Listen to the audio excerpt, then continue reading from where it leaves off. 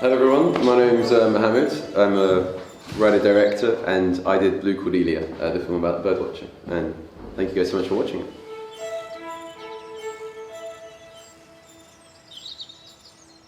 Well, at that time I was quite into this idea of very odd, wacky, quirky characters. So that was sort of my starting point. And particularly shows like Inside Number 9 were quite sort of like, that stuck in my head as like, oh, this is like interesting and odd and weird. But I really liked that idea of taking something quite, at least stereotypically, quite innocuous, and then exploring that oddity within that. So I thought birdwatching, to most people, I think, has a cliche sort of view of being quite quaint and quite peaceful. And I thought, what if this sort of narcissistic, unpleasant individual was sort of running a local club? It was important. It's very small timey, but he was so obsessed with that kind of world that he was in, and sort of drawing on a sort of different show, not in the sense of like narcissism, but Passion, the Detectorists, which I think is a great show, had that kind of sort of small town love that I wanted to incorporate within this film, but obviously adding in that sort of weirdness as well. But so that was my sort of passion, sort of inspiration for the film.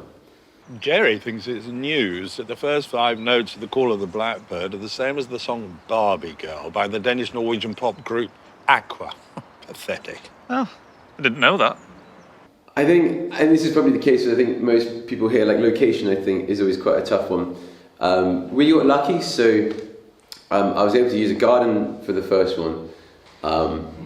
Maybe potentially in an ideal world I would have gone in like a forest, but I think if you've got, I was fortunate to have like a quite generous and quite sort of sizable enough crew, so there's 20 of us, and I think if you go around in a forest you want to get proper, it turns out it's kind of tricky to do that with that number of people, so we went in the garden. And then for the second location, we were looking for a kitchen that had a sort of slightly retro-ish feel, not super sleek, not super modern, kind of fitting with this sort of slightly older character who's more obsessed about his passion and the sort of the world around him.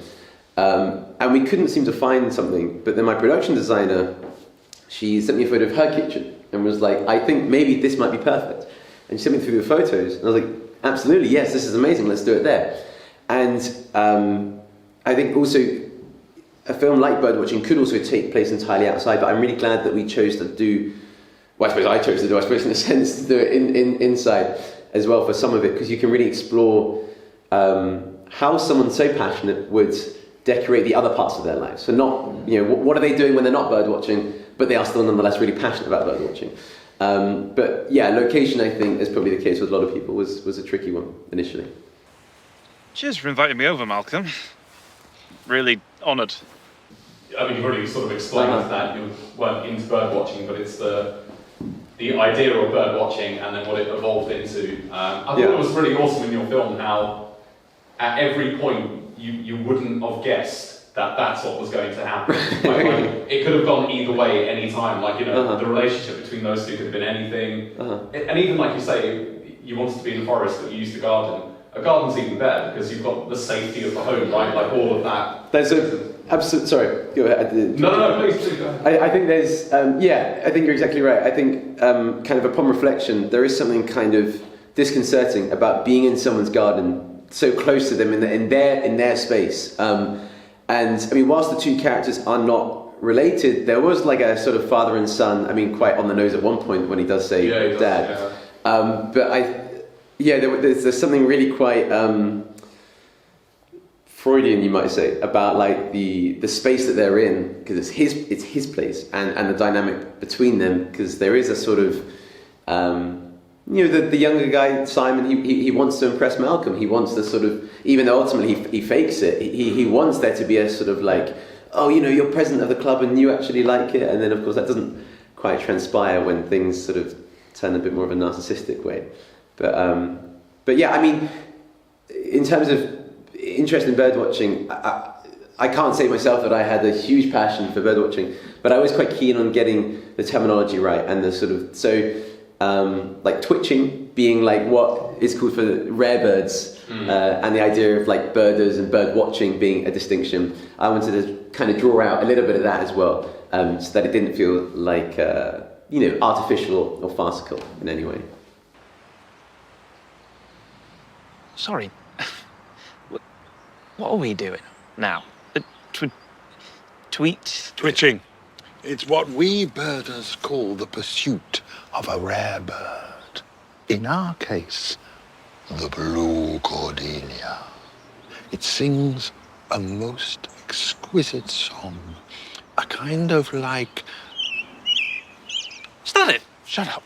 I actually liked the fact you didn't show the bird. Yeah, yes. I loved it. Thank you. leave it to the imagination, and that's how it should be. That's real cinema. I think so. I mean, I think that was, obviously, logistically that is quite convenient, but stylistically it was absolutely on purpose. Yes. That they didn't see that, you don't see the bird, and it's a film about... irrelevant. Exactly, yeah, 100%. And so you almost start feeling what that man feels. Like he's so annoyed that he cannot see that bird. Yeah. And the other chap has seen it before him. Yeah. And you as the spectator, you're like, I can't see the bird. Exactly.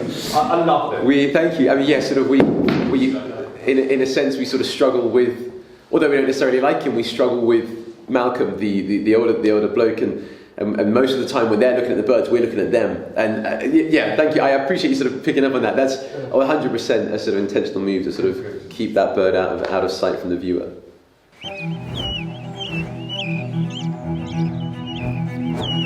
I think I can see it. Where?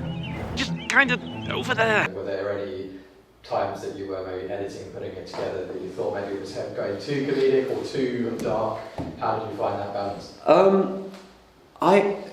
It surprised me kind of that it was a bit easier than I thought it would be, because maybe it's the characters in the sense that narcissism can just be like, you can just dial it up really, so in some ways it was easy to balance it because there's something quite perverse about being obsessed, but then there's also something quite comedic about being obsessed, and as long as you dial it up and you keep it sort of fairly reasonable, then it's not something that was overly cumbersome to grapple with. But I did certainly, I think I certainly wanted to have a couple of moments which were like, this is intentionally funny, or like, or at least I hope it's intentionally funny. Yeah. Maybe one moment towards the end of the film, because of a little teenage joke sort of thing. Yeah. Dreaming, exactly.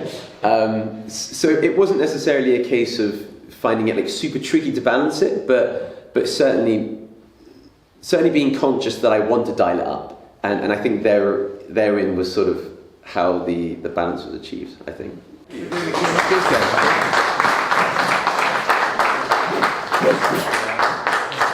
Here, let me help. I don't need your help. I'm sorry. Now, I overreacted. And then some. Why not stay a few days? We've still to see the crested kite. I hear that the plumage is even better in person, like models. No, Malcolm, thanks, but no thanks. I'm going home. I'll let you talk at the AGM. You could tell everyone about the blue Cordelia. Even the committee members. Especially the committee members.